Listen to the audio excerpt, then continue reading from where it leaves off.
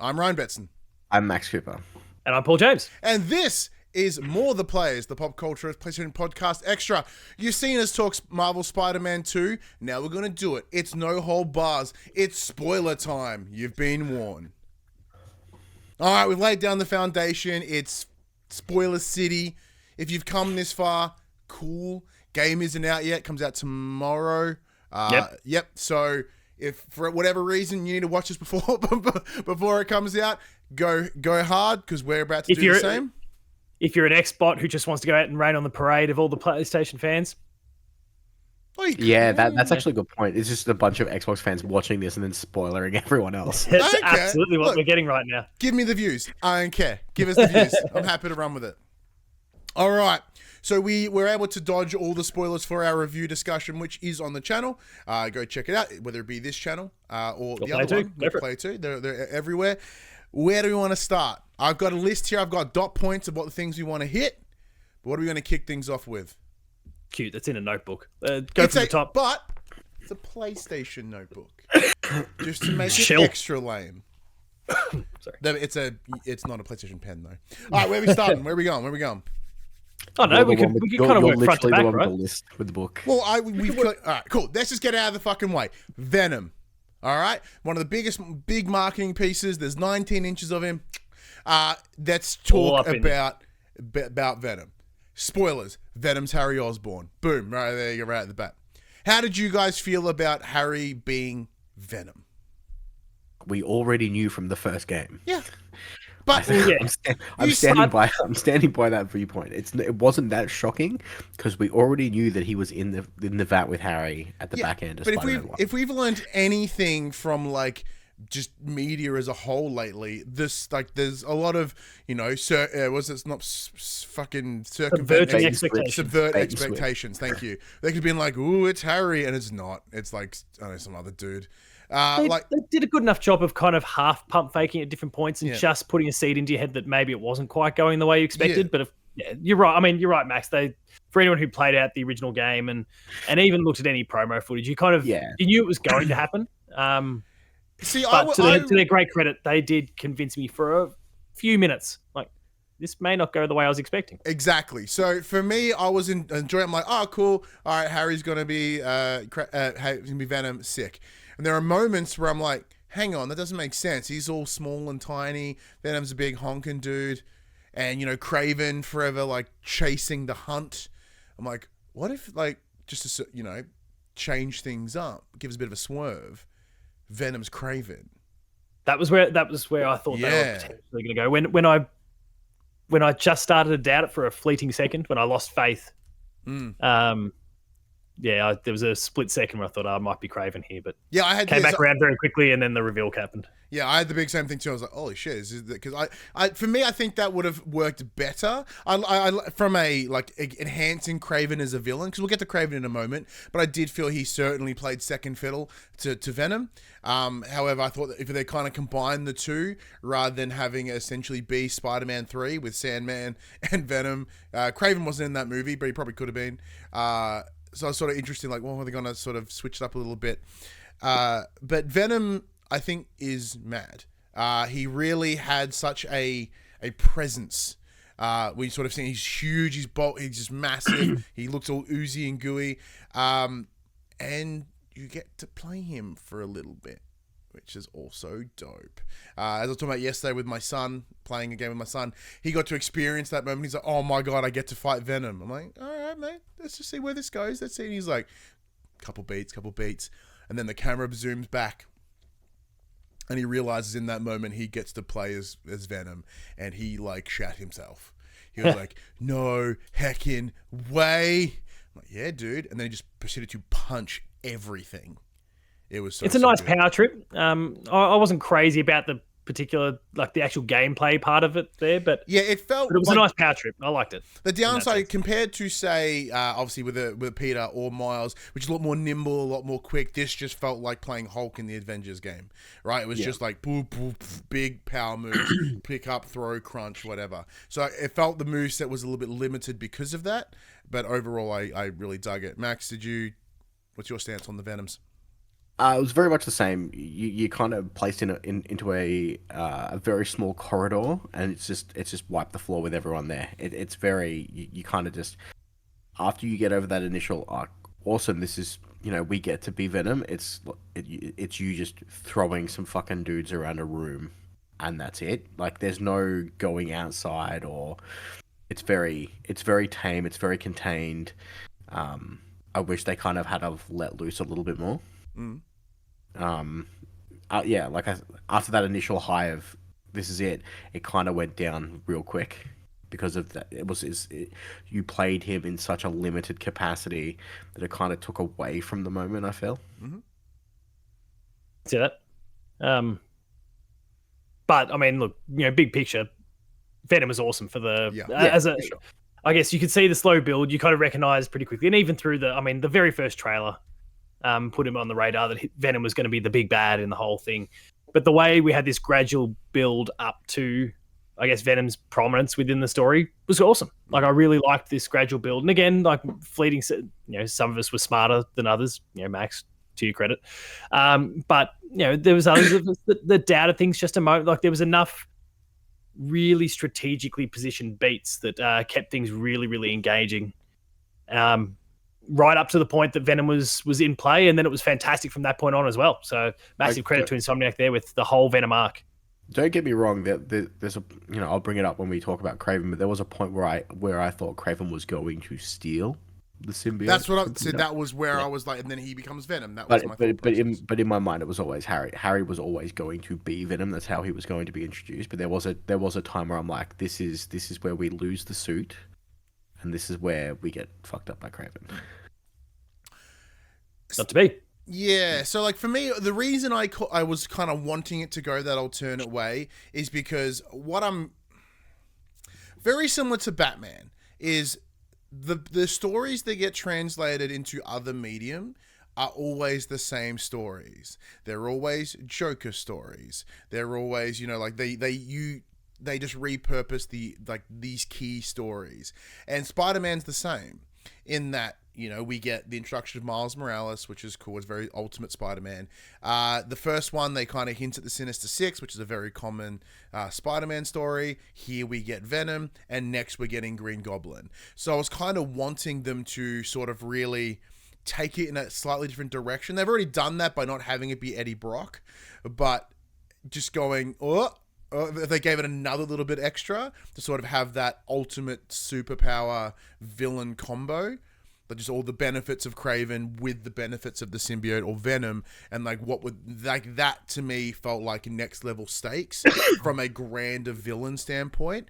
Not saying, and this is just like wishful thinking. Like, this is not a critique of the game. I think the way they handled it was really great. But when in order to pump it up, the story they've decided to tell here wasn't about the big action set piece. It was a heart story in that, yes, you're fighting this big dude, but the heart of the story is that it's Harry in there.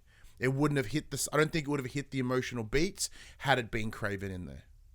I disagree because I mean the reason why Kraven's on this ultimate hunt is because he's dying. He wants to. Oh yeah, he's got super cancer, by the way.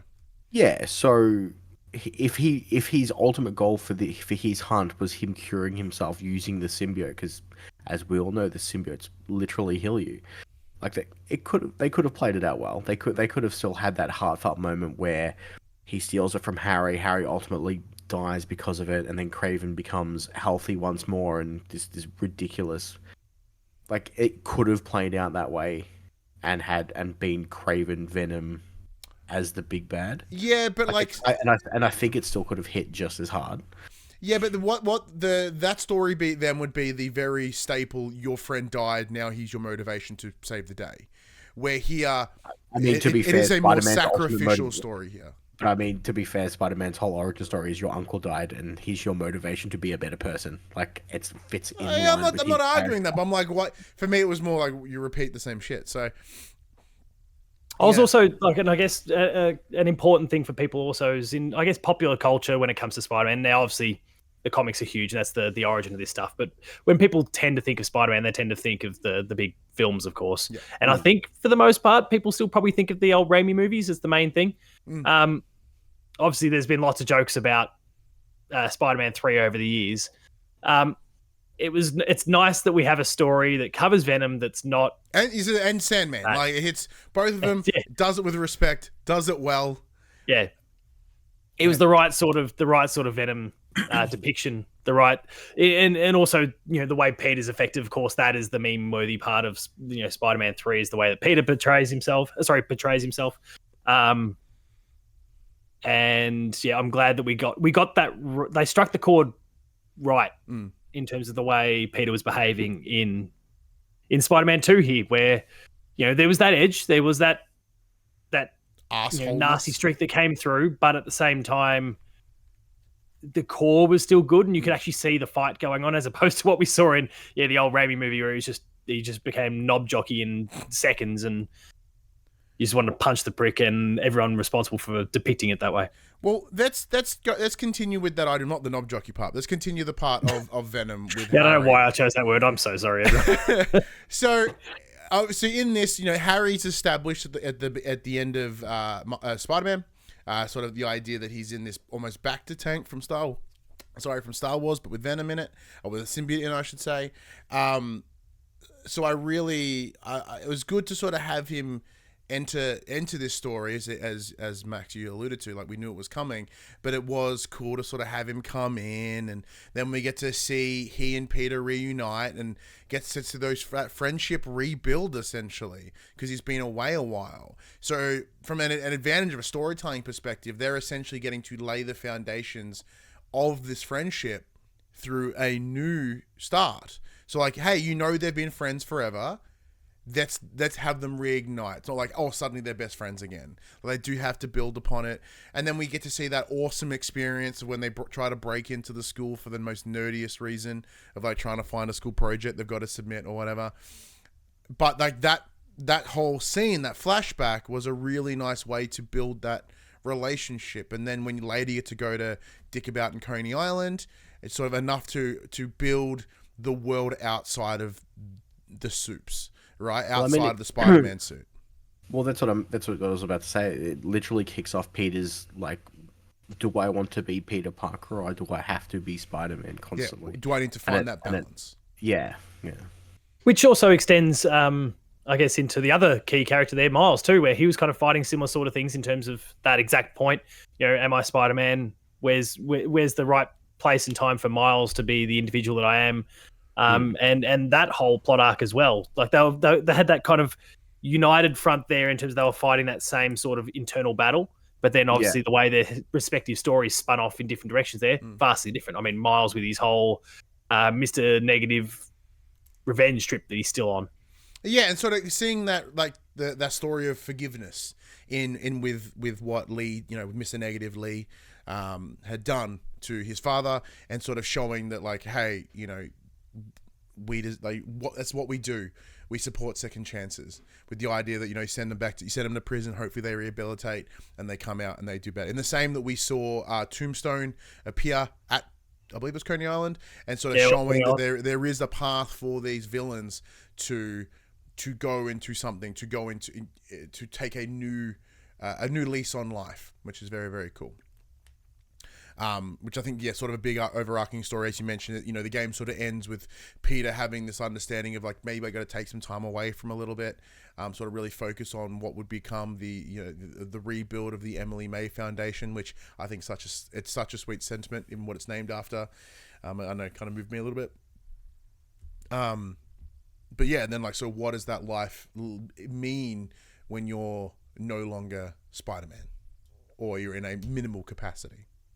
Mm-hmm. And it kind of helps to have another one in town, right? You just go, hey, you got this, champ. Well, because that's one of the other things. Can't get much worse than Venom tearing the city apart. I can take a bit of a break here. You got it. Because very rarely do they, or at least in like visual mediums outside of comic books, do they have stories where Pete and Miles are working side by side.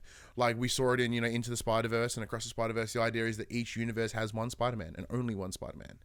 So it's interesting to sort of see them have a shared story and see what those parallels are like for someone that is a bit more experienced versus someone that's a little bit fresher, and also taking into account their family background. You've got someone of Puerto Rican descent, which is obviously Peter, and then White boy Pete, and then someone with a real white boy background like Miles. Right. What? Yeah. But yeah, it was really interesting to sort of see that, like, how that family dynamic was a little bit different. And then you see, Miles as well get himself a partner with Haley, which her side story, dope. Max has got baby duty, he'll come back. Yeah. We get to experience this like a scene with her, and we alluded to this in the review discussion, where because she's hearing impaired, when you play as her, it's you're experiencing as hearing impaired. Like, everything's a little bit muffled. It's not completely silenced. There's enough to sort of to pick it up, and you sort of see how she reads the world with these little emojis that come above people's head, indicating that she's essentially face reading, right? Like, well, these are the emotions that they're displaying. I could safely assume that they're doing this. It was really respectfully done. I really like what they did there. Done. You did touch on there along the way. Obviously, rarely do we see, especially in a lot of televised, screen video game sort of media, multiple Spider-Man in the same universe. Did you have any? I guess going into the game, did you have any ideas or hopes that maybe we'd see a Gwen Stacy style thing? Because ultimately, for I guess everyone watching and listening, we know it didn't happen. But I just felt like they might have teased it somewhere along the way. I initially never made it a device, of course. No, it wasn't. I didn't expect a device, but like, here's a hint, and maybe we'll see her in the third game. I didn't expect it to be a main story point. I am obviously I was kind of wondering, with the success of Into the Spider-Verse and then No Way Home, maybe there's a little bit of desire for that multiverse space, and we did see that here. So as Max isn't here because he's run off to do baby things, so we can talk about this. It's the time to do it. He hasn't seen this part yet. So throughout the game, one of the new collectibles is spider bots, right? These little bots that are around the city. They ping out this like sphere of whatever, and you got to go. Such a pain in the ass to find. Oh, there's some that are really high. They were pricks, but a lot of it was just swinging around until you saw a pung and you picked it up. So you're about to get spoiled here, Max. Yeah, you're big time spoilers, Max. So as you're starting to collect these bots, and I'm realizing they're references to alternate Spider-Man, I'm like, what is this building to? And then, like, when you start seeing like 2099 and this and that and that, I'm like, this is where that multiverse angle comes in. See, I got the Spider-Verse bots. Yeah. Yeah. I genuinely just thought, like, saw them all there and recognized, okay, they're different. Like, and I thought, okay, we're just, making a hint and a nudge and a little wink to the fans. But then to end it the way they did, once you find them all. Well, explain it, Padge. How does it end? No, you go for it. I've been talking this whole time. It's your turn. You get more of a pop than I. Because I don't think I bought in until that end note. So go for it. Yeah, so I was sort of starting seeing these things, but then very similar to yourself. I'm like, is this a wink and the nod? Just be like, hey, this one looks like Jonah Jameson. Wink. This one looks like Spider-Ham. Wink. I'm like, interesting. And then when you collect them all, it's like, oh, there's, they're essentially laying out, there's this weird signal that something's hacking these bots, but we can't find out where it is. And so you end up to this alleyway, and then this portal opens up, and you look in, and it's like a bartender, but she looks like she's from Spider-Man on PlayStation 1, and it's real bizarre. And it's even running at like half frames, so it's all jittery, and she's all polygonal and shit. And she's all like, oh man, you can like make sure we don't, we can't let Miguel hear about, which is Spider-Man 2099, who, if we establish in across the Spider-Verse, is the gatekeeper of the multiverse, to sort of go like, hey, we don't let him know that these things leaked, all right? Let's just keep this shit under the house. But it's good to see him, man. Blah, blah, blah, blah. So, like, they hint at some multiverse stuff. Like, I don't think, from my memory of it, because it's been, like, near a week now? Well, a couple of days since I, like, did that mission. So it's like, oh, okay, cool. I don't remember the exact beats, whether it's establishing to building to something in a DLC as an example, because there are some things we'll touch upon that I believe will be DLC if we're seeing one. But it did pop me pretty hard. I was like, oh shit! And because I grew up on Spider-Man on PlayStation 1. I love that fucking game. And the sequel, Rise of Electro, loved it. Right? So having a little nod to like old school spoods, I'm like, oh, that was nice. How'd you find They did it really well. No, they did it really well. Like I said, I I hadn't quite bought in until right there at the very end, but the delivery was top notch, and so I'm really keen to see how and what they do with that information. It could still stay as very much an Easter egg, and that would be, I guess, a little bit disappointing if that remains the case. I think at this point they've lent into it now, perhaps too much, to not go further with it. I don't know. It is a Sony produced movie. Yeah, and like that, just like, having it as an Easter egg wouldn't be that absurd. that is my only thing, unless they're finding a way to connect it, because we do know that within across the Spider-Verse, when they do go into that whatever the world is, when there's like 1,000 bajillion Spider-Man, like Marvel's Spider-Man PlayStation, he's there, he's in the background, like you see him, right? So you know he's the game is part of this massive Spider-Verse. So I guess it's a little wink and nod to that. I did very similar that way, I was mentioning comments about how we're retreading old Spider-Man stories. It's like disappointing that like we have one new awesome Spider-Man story and we're retreading it here too. We did it in No Way Home, we did it Into the Spider-Verse. Like it's kind of like, does every story doesn't have to be these same spider beats, right? But yeah. But it's that if it does spill into some DLC and like we get to kind of fuck around in some of these other spaces, that would be pretty cool too. Let's put on the table now, no screwball in any DLC. Let's hit that on the head now. That screwball from the DLC in the first game, die in a fire. That was awful. Get out here. That could not stand. Give me more Black Cat though, because she just wants to fuck like the whole time. Like her and Peter are just like ready to go, but like the whole DLC is just them hitting on each other for like a couple hours. But speaking DLC, there is one thing that I think will also come into DLC if they are doing it now. Can one of you guys check? Is there a season pass within the deluxe edition like there was previously? There is not. There is not. So this is purely speculative at this moment. But there is a string of side missions you do called the Flame. So early on in the game, you see these anarchists, and they've got like they're trying to set shit on fire. I'm like, what the fuck are these people? Is this just people mad at the city? I guess I thought they were climate change like deniers or something for a hot minute. And then as they escalate, and then you start to get access to that storyline, you go, huh, all right, and you get introduced to the Wraith, which is Yuri, the detective, not Yuri the actor. That'd be even weirder. So she's a superhero now. Rad. But that builds to a story where you are hunting down, I forget the name of the character. I think it was Flint. I want to say Flint in my head, which could just be a fire reference. It ends with him, because this mission cannot be completed until after the end of the game. He gets the symbiote. And at the very end, he's like, something, utter carnage, as they do. And he's like, carnage, might as well just look at the camera and wink, and then walks away. So I believe that if we are doing DLC, very similar to the City Sleeps, whatever, which it was called, I would be confident that one of them would be a Carnage story. Now, Max, people can see behind your head, there is a Carnage head and a Venom head.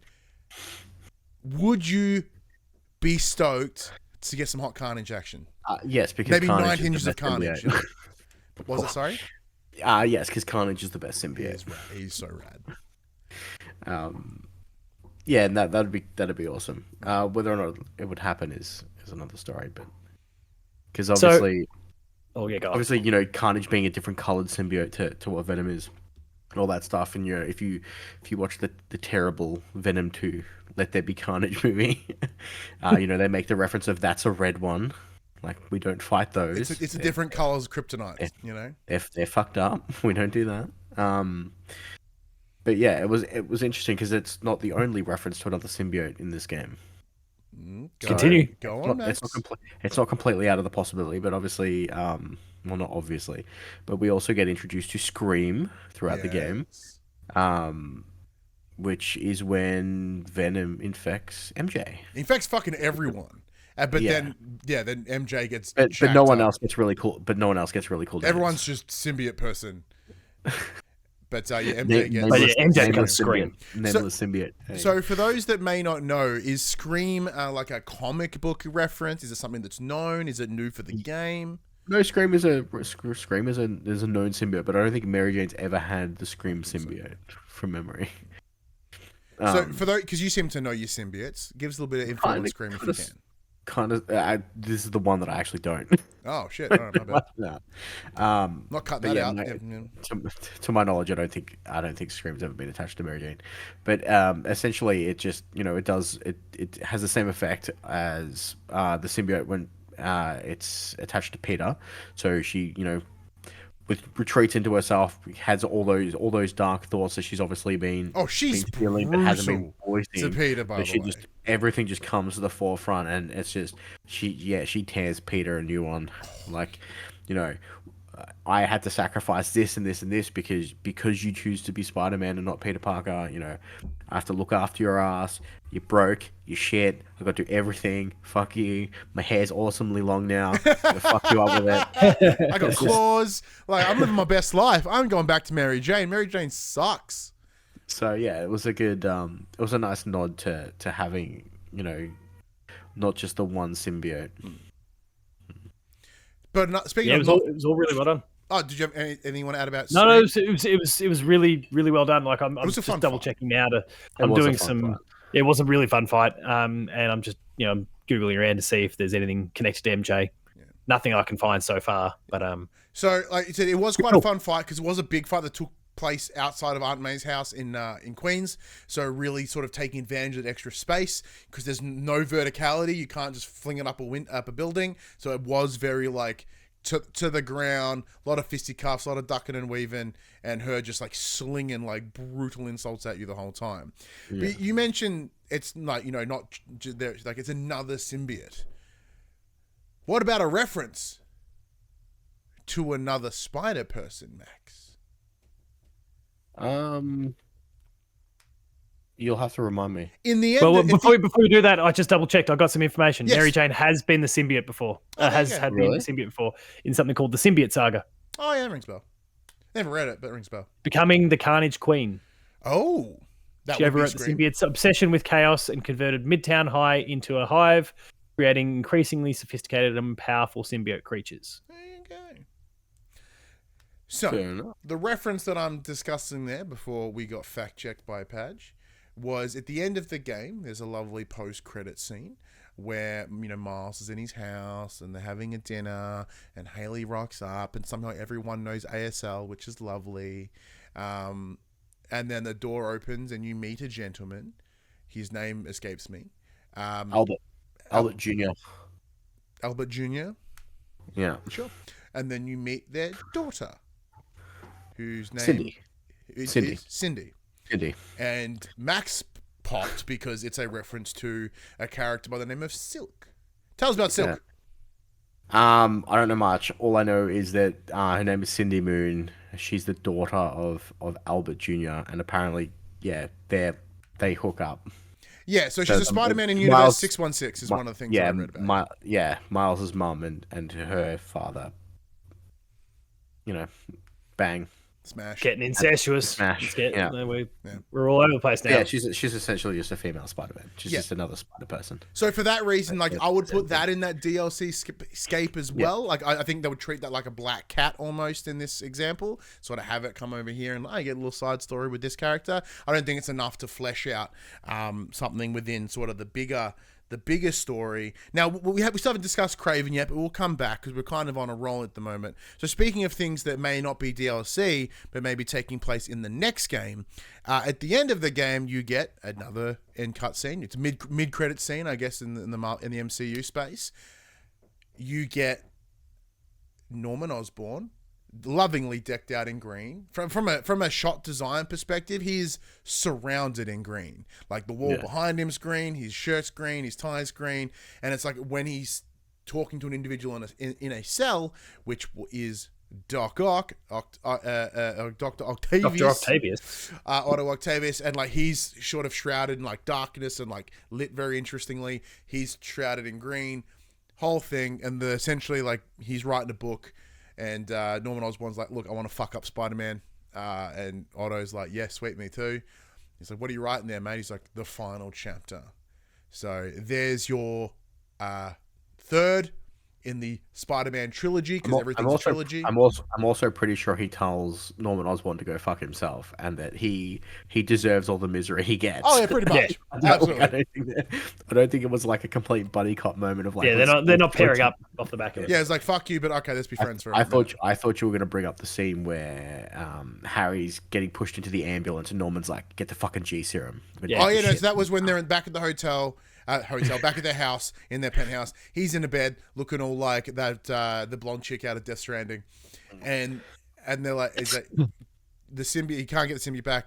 Get me the G serum straight away."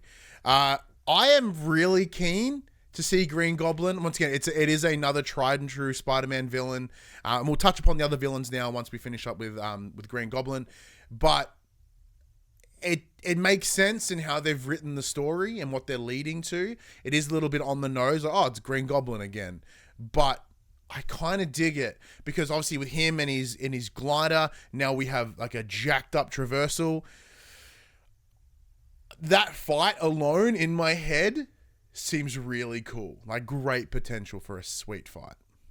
I think one of the main things about, and we've kind of seen hints of it now with this second game, is it's more about how they pair villains up more than who the villains are. Like, I don't care that, we've been there and done that. I don't care that we've had both Venom and Sandman in the same pieces of fiction before. Like, it doesn't really matter. It's how they pair them up and the various other combinations and permutations around it. And I mean, we've rattled off a whole number of different villains here that could all, just as easily feature in this third and maybe final game. And so I think it's really about the narrative they build and how they kind of make them intermingle that's more important. I don't care that Green Goblin's there because he's a cool character, but it's really about what do they do with him. And going back to my point before about Venom himself and Peter once he's got the black suit on, like, how do you handle this? This is a trope that's been done before, fine, but how do you deliver it? And it's all about delivery, and that's where they've really, and this goes back to our review discussion, they nailed the delivery of everything. So if they can get the right combination of villains together and then thread the needle with that story, then it's going to work. It doesn't matter who it is. Well, in that case, Max, how would you want to see them handle Green Goblin? I don't know. I think it depends on it depends on how hard they go on how it affects Harry's mindset, because Harry, even whilst infected with the symbiote suit, he was still, I want to save the world. Like that was still his worldview. Heal the world. I want to heal the world. That was their whole shtick with the Aunt May Foundation. And even when he fully became Venom, he was still, I want to heal the world. Come and heal the world with me. This is the way I can take away everyone's pain. If I make everyone obviously corrupt a bit, but path to good intention. I think you brought up an interesting thing that I initially hadn't considered. Will he still be will he be the good guy Harry Osborn helping out because he now has these Green Goblin abilities? Or will they not use Harry Osborn as the Green Goblin at all? And will Norman be the one who's just on this vengeance rampage? Which way? It depends on which way they go. I would prefer the Harry route to the Norman route. I think the Norman route's been played out at this point. But I think him giving it to Harry, using that to heal Harry, and then Harry still trying to fulfill his dream of healing the world, I think that could be a really cool story that gets told. I initially my original thought was that it would be Norman, because that's the standard. Norman Osborn is Green Goblin. However, you brought up a good point, because essentially, from recollection, the Hobgoblin is commonly Harry. And obviously Harry already being a key villain in this one, it seemed a little bit weird if they retrace that and sort of watching because Norman is involved in the game, and we see the second one, and we see the beginnings of him getting like stressed out, maybe not heading into the chaotic space that BPD, bipolar, dissociative sort of identity disorder that we sort of see with Green Goblin. Like, we're not seeing that entirely, but once again, if there is DLC, it can sort of hint at those things. It's like, there's reports that, Norman Osborn's fucking bonkers, and he's doing a bunch of bonker shit. You punched that guy. Yeah, he punched that guy real hard in the face. It's so that's what I was kind of thinking. But like having Green Goblin and Hobgoblin might be a little bit too similar for like the villains of that. But we saw three, actually like we saw a stack of villains in this game. There was a lot of villains. A lot of villains, a lot of dead villains, by the way. Which interestingly, they just wiped a bunch of villains. Yeah, they went dark. Alluded to it in the review discussion. They went dark. They bumped a bunch of them off. So if we think about what could happen in the sequel, like we're looking at the villains we have now. Obviously, we have Kraven in here, and we'll touch upon Kraven now. So Kraven was alluded to as essentially the big bad alongside Venom. Not sure which one would be the final. Turns out Venom's the final because he chomps the face off of Kraven. Kraven essentially filled the role of Sable from Marvel Spider-Man 1. Yeah. Like, it was really bizarre. He was a transitional villain. He was a means to an end. Yeah. From what we saw in like early trailers and whatnot, it definitely did feel like he was going to be like the bad guy, and then he just turned into essentially what Sable was in the first game. Mm-hmm. His cronies would just fucking show up randomly, fuck shit up, and then leave, and then you had to clear out their encampments instead of clearing out Sable bases. So yeah. So for me, that was a little bit of because like I felt that they really set him up to be something cool and something larger than life. And I like how sort of as you go through all these hunter bases and hunter missions, they build on his family and what hunting means to them as a family.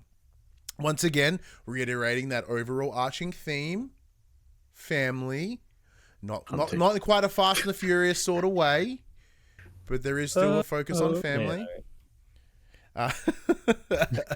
But yeah, as you mentioned, a bunch of villains just straight up fucking die. Scorpion's dead. Vulture's dead. Kraven. Shocker's dead. Or is Electro? I think it was Shocker. Electro. I think it was Electro. Yeah, he dead. Like, they just start like wiping the fucking floor with villains. So like in order, I think it's a really good way to sort of show the stakes of Kraven. He comes in and he's just killing dudes. Because I'm sitting there, I remember when I was playing going, what is it? Fuck. Because it's one of those things like, if you think about like what could come further on, like it's pretty insane to like just kill a bunch of villains, which is leaving you just the top couple. It's like them killing all the B villains. So, but about you, Paj, how did you feel about, like you mentioned that it went dark, but like how did they handle about this removal of all these villains? I mean, a number of them obviously making up part of a sinister group of villains that were discussed in great length for the original game there. And it just takes pieces, to your point, it kind of takes pieces off the board a little bit. And so I think that's the fascinating one. And then, what does that do for your rhinos and those that are kind of part of that group that are left behind? How do they, there's a whole bunch of different priorities for those who are left standing off the back of this game, let alone, characters that might be introduced. I think it was really superbly done, and the delivery was great. But also, even setting that aside, just they've changed the face of this whole story now, and they quite literally changed Kraven's face. But it's just I think it was really well done. So I'm keen to see now how they build upon it. I guess more than anything else. And I mean, you've kind of alluded to DLC, and of course that.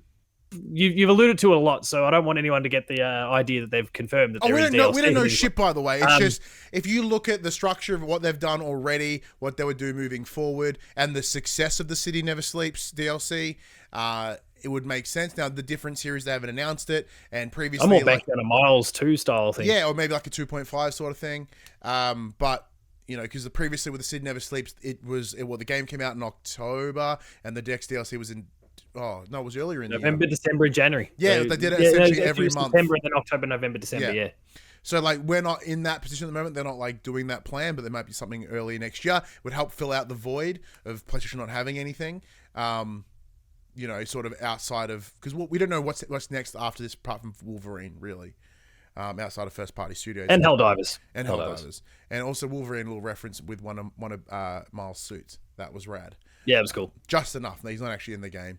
But so one of the other villains that does make a presence, and it's the beginning battle, is Sandman.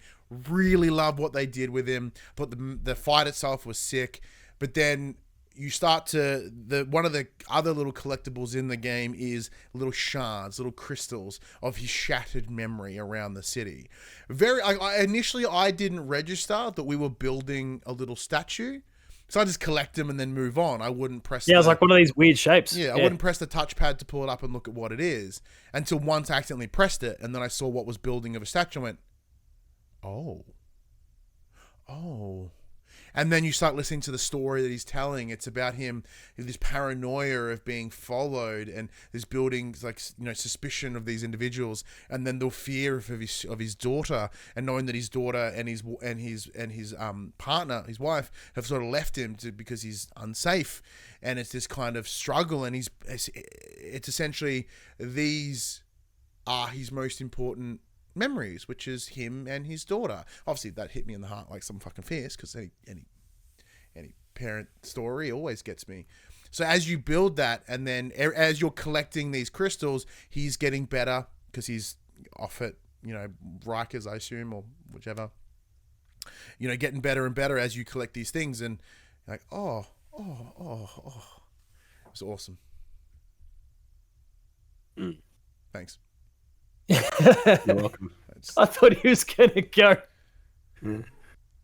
Shit. But yeah, I thought that was a really good story. Once again, just fleshing out, you know, because like once again, it's a very common story of Eddie Brock for his protection of his daughter. Like they did it in the movie. It's standard, but like the way they handled it here, I felt was really quite nice, and I felt like connected to it.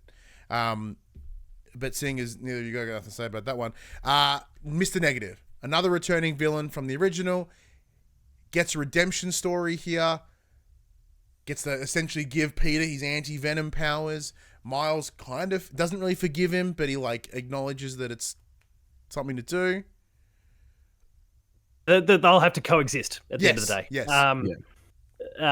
There was absolutely no forgiveness, and you know, I can understand that, of course, but they've, you know, kind of almost a bygones be bygones, and we're in the same world. You've done this incredible thing to kind of give us a chance here. Yeah. I don't forgive you, but I can't have this hate control me anymore. Yeah, which is good. And it was well delivered. Yeah, I mean, it started with him like essentially letting him drown at the start of the game at Rikers when Rikers originally gets attacked by Kraven, to him essentially working, like reluctantly working together to, you know, save the city. So it was a nice move. I think to a point, because there's a point in the back end of the game when you're playing as Miles, and both you and Lee have been captured by Kraven, and you are forced to, like, the winner gets the honor of fighting Kraven.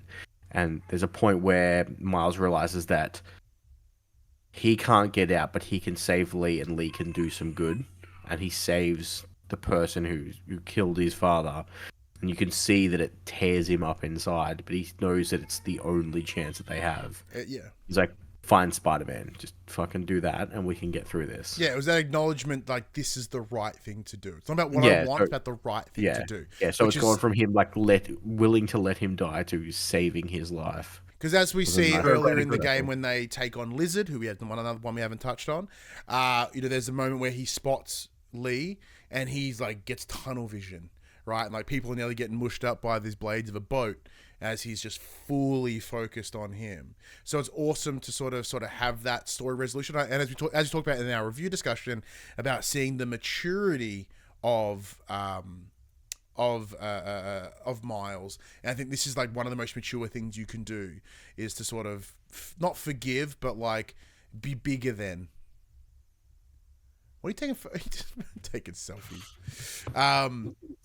Just recording a Spider-Man spoiler cast. Yeah, beautiful.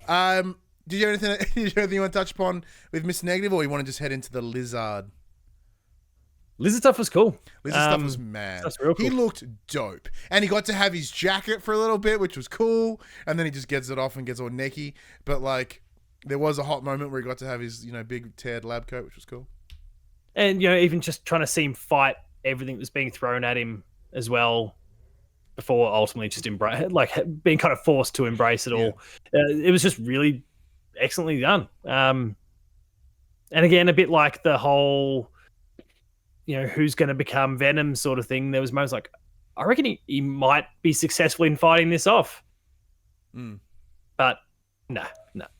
Because then you get to sort of like the story is set out that Dr. Connors got his arm removed because he touched the symbiote when it crashed from an asteroid, and he poked it and it tried to eat it, so I just shot his arm off. It's like that was a whole extra thing. So I was wondering whether they're gonna like bring in that the symbiote is an alien or it was made in the lab by Connors, because like they essentially set up that he's very locked in on it. As like it's almost like he's the thing that he's working with. He's the one that found it to be the cure for Harry. So I was like, I wonder if they're gonna go with the stereotypical answer for the symbiote, and they did. So, Pardon me. But delivered it well. That's the thing. Yeah, like they've hit on familiar beats at points, but the delivery was excellent, and that extends all the way through to Connors. All right. Speaking of delivery, I think we've hit all the villains. We've hit pretty much everything. We alluded to this in the review. Betson's a crybaby. Those moments. So there are a couple of stories here, story beats that I think were fucking incredible. They're even more optional than the side things you were talking about. These are all, and several of these are linked through the Friendly Neighborhood Spider-Man app.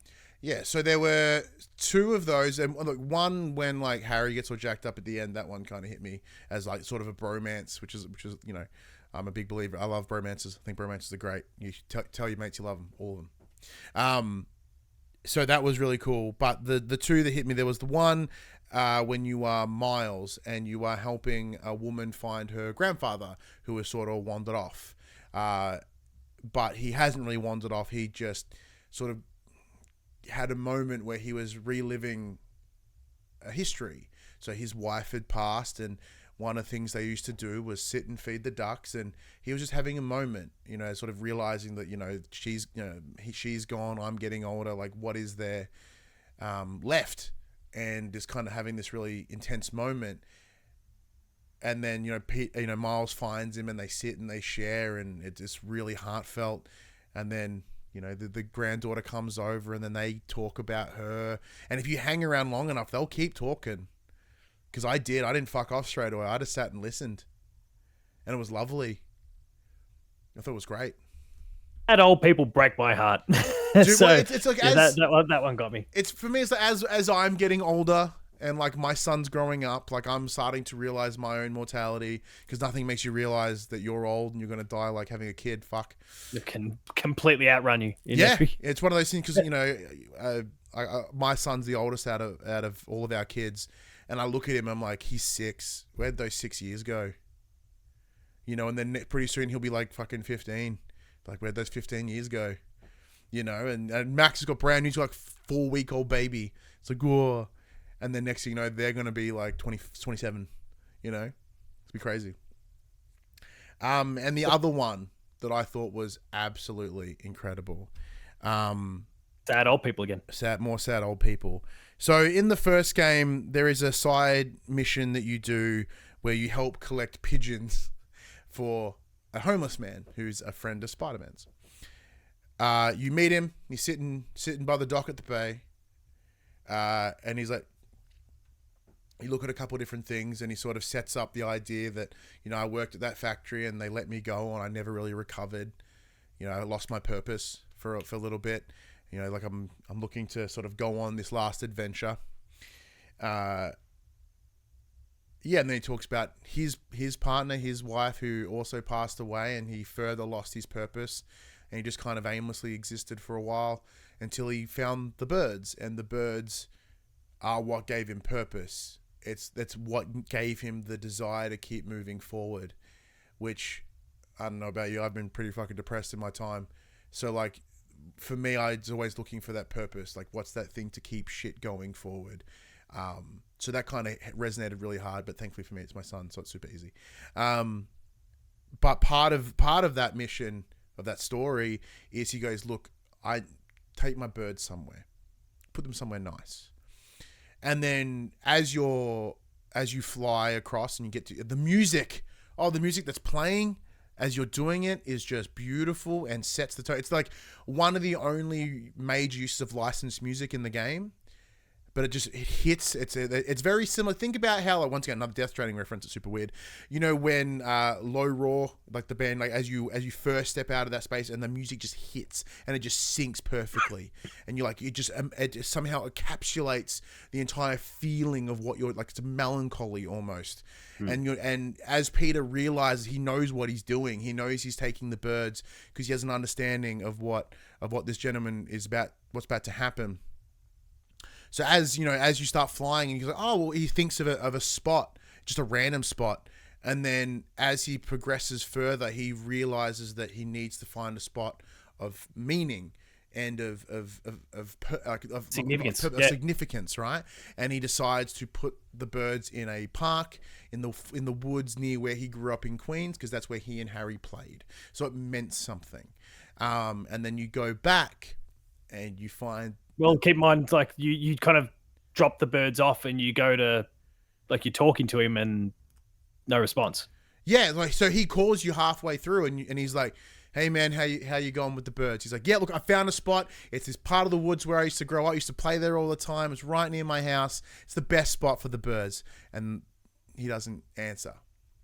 So as you go back, you find that there's an ambulance there, and you realize that, like, he had that final moment and he got to sort of do something cool, and as you sort of watch Peter realize what's being asked of him, you sort of see those decisions that he makes to make it more impactful where they go. Yeah, and it's interesting that this is just some side story that had me bawling, like deep fucking tears. Yeah.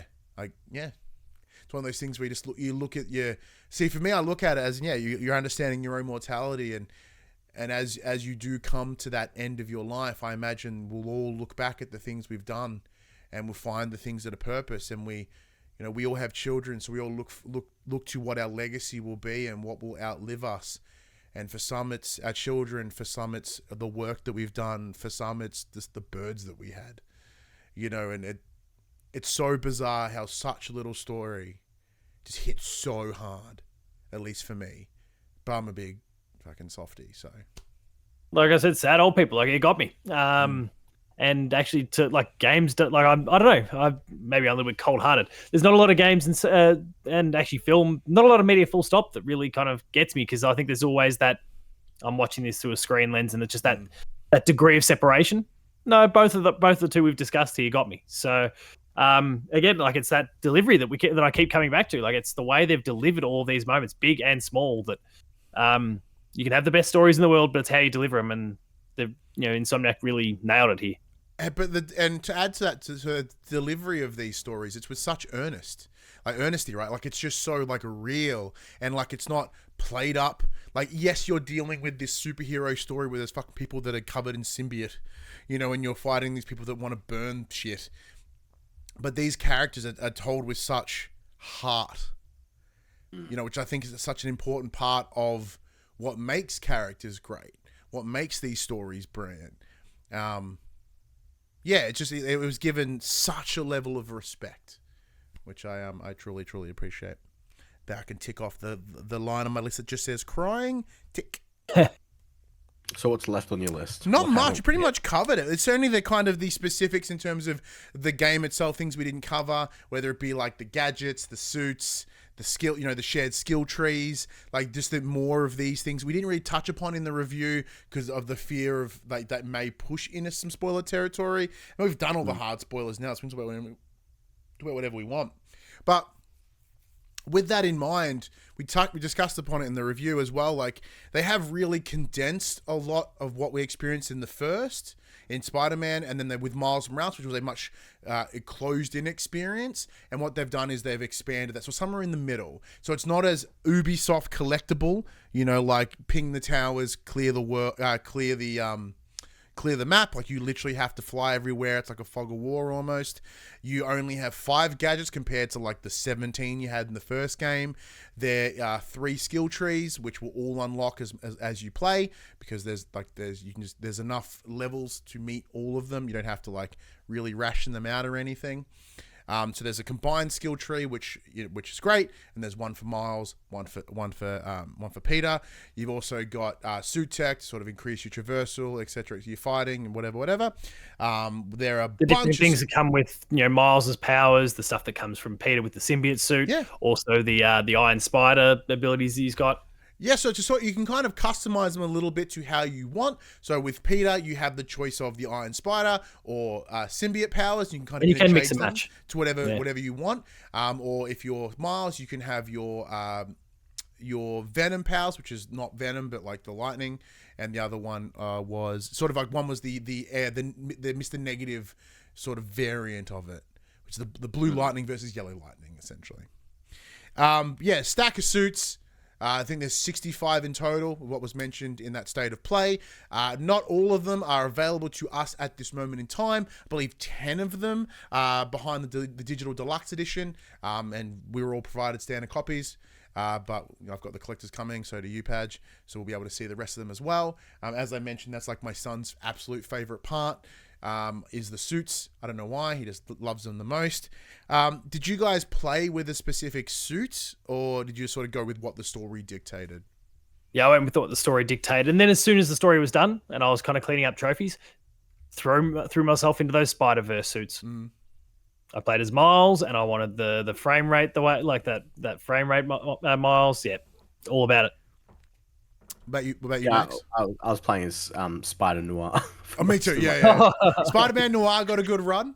I also enjoyed the Superior Spider-Man suit. I quite like that one as well because it's quite simple and clean. And I think I used like the Ronin Spider as well, like the samurai. Yeah, you would, you goddamn weeb. That's great. My son had the one, his favorite from the original, which is within this one as well, which is one that looks like Daft Punk.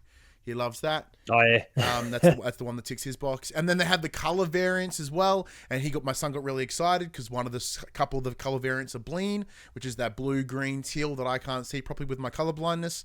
So he's like, I'm gonna pick the Bleen one. I'm like, God damn it, you little shit. Can't see it. He just loves rubbing it in my face.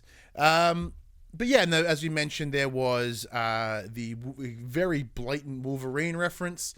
Even down to you can pick the blue and yellow or the brown and yellow, depending on whether you want comic book or animated series Wolverine, which is a really dope little touch. It would have been cool if Wolverine was a reference in this game overall. I'm glad it wasn't. No, I'm glad it wasn't. I kind of want them to exist in different universes. But like, no, they're coming together. Like Spider-Man 3 rolls along and Wolverine, there'll be some touches there, I'm sure. But I want Wolverine to establish itself first before it intermingles. I don't want it to kind of be what we've seen from so much of the MCU stuff. Like, look, teasing this character, they're getting a new movie soon. Well, like, let's just, we know the game exists already. Let it stand on its own 2 feet and then potentially bleed in later or something like that. Yeah, because like Fantastic Four, which there is a Fantastic Four suit in the first round, but it's more of a novelty suit.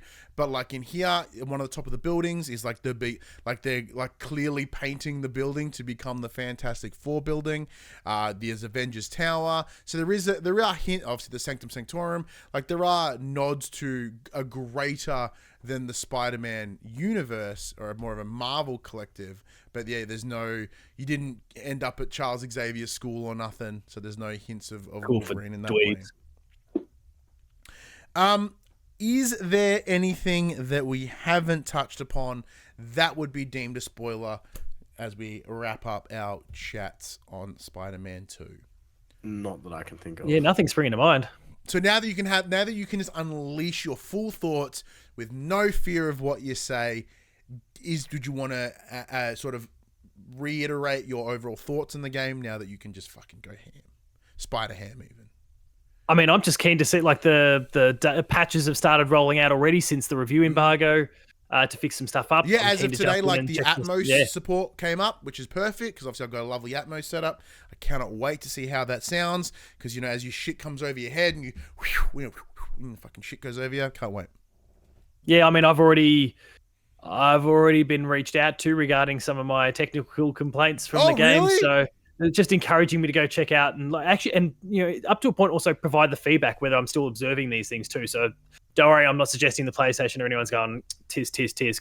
No, but that's kind of interesting that they're like, we read your thing, we saw your video, I guess, and and they want the feedback. So I will endeavor to go check that stuff out tonight, probably after we're done, just to see, things like that fly wire door effect I was talking about.